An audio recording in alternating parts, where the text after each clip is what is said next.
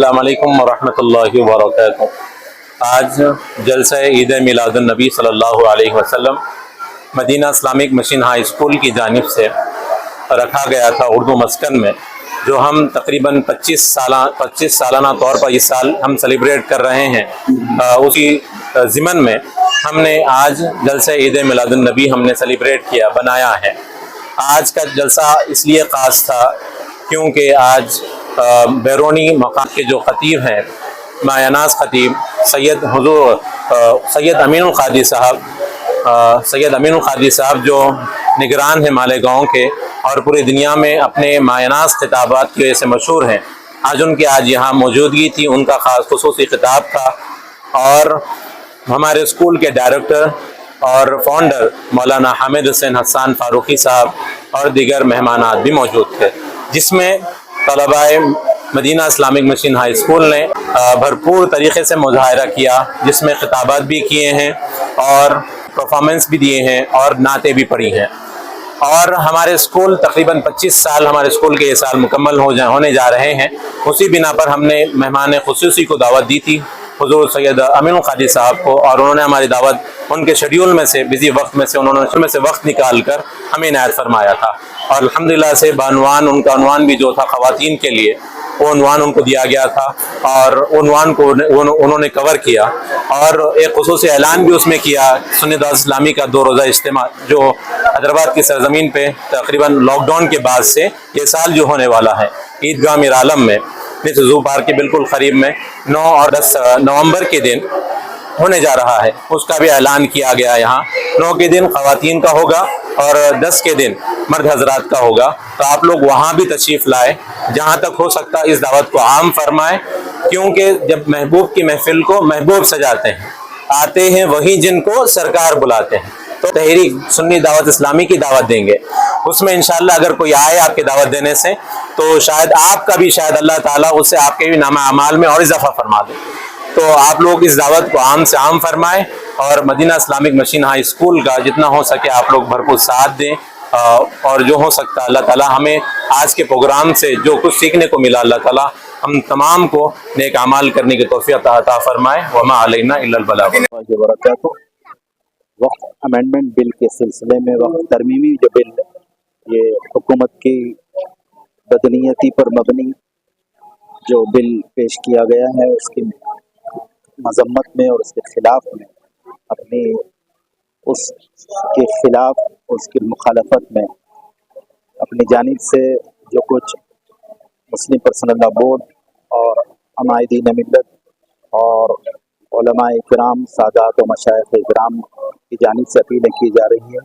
मैं मुसलमानों से पुरजोर और दर्दमंदाना मुखलिसाना अपील करता हूँ कि आगे बढ़कर इस सिलसिले में बहुत वक्त भी कम रह गया है, बड़ी तेज़ी के साथ मुस्तैदी के साथ अपनी जस्तजू को जारी रखते हुए आगे बढ़ाएं इस मुहिम को।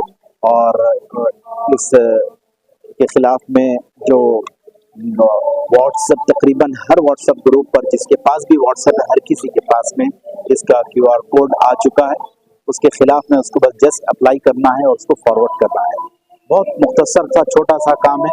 ये ऐसा काम है कि अगर हम इस सिलसिले में अगर हम अपनी मुस्तैदी नहीं बताएंगे तो अल्लाह ताला की बारगाह में कोशिश का अंदेशा और डर और खौफ है।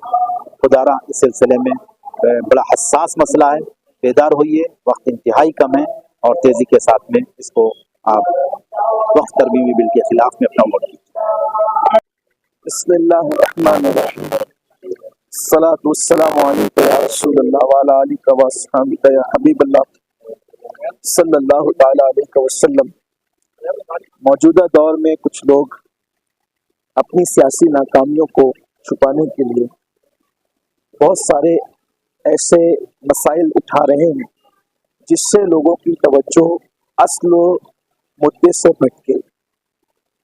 बेरोजगारी हो और नौकरियों का न मिलना हो, इसी तरह काम के जो वादे किए गए थे वो सारे वादों की तकमील न हो और इस बारे में लोग हमसे सवालात न करें, तो लोग अलग अलग अंदाज से अलग अलग मामलात में कौम को, हिंदुस्तान के लोगों को उलझाने की कोशिश करते हैं।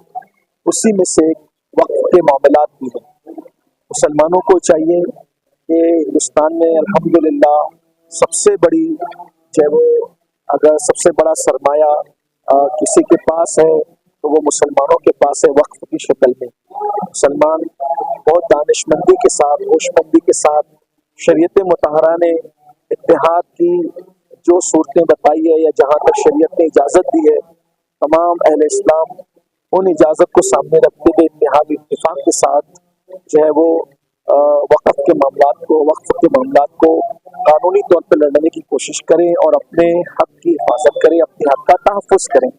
یہ میری تفصیل ہے. سر یہ قیامت کا جو مسئلہ چل رہا ہے ہر مسجد میں دیکھیے آپ یہ جو فرما رہے ہیں اس کے متعلق مجھے فی الحال مکمل طور پر ان کی معلومات نہیں ہے اور میری نگاہ اس پر نہیں ہے. اس کی وجہ یہ ہے کہ چونکہ ہماری اپنی فیلڈ جو ہے وہ اس میں جو ہے وہ ہماری مصروفیت زیادہ ہے اور جو بات آپ فرما رہے ہیں ابھی میری نگاہ سے یہ بات نہیں گزری ہے یا اس سلسلے میں مجھے معلوم نہیں ہے.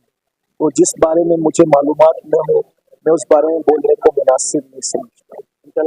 جو بات میں نے حیدرآباد اور بلکہ تمام اہل اسلام جہاں تک میری آواز پہنچ رہی ہے میں جو ہے وہ ان سب سے گزارش یہ کرتا ہوں کہ مسلمانوں کو چاہیے کہ وہ اپنی اولاد کو ایمان یقین اور اسلام کے معاملے میں مضبوط کریں, مضبوط اور سچا مسلمان بنائیں جیسا مسلمان اللہ کے رسول علیہ السلام بنانے کے لیے دنیا میں تشریف لائے تھے.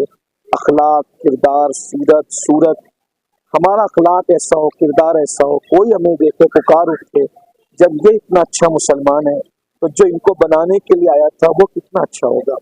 یہ اور دوسری بات یہ کہ اپنے بچوں کو ایجوکیشن دے, تعلیم دے. تعلیم کے بہت محنت کی ضرورت ہے کیونکہ اللہ کے رسول علیہ السلام نے 23 سال کی قلیل مدت میں جو انقلاب پیدا کیا تھا وہ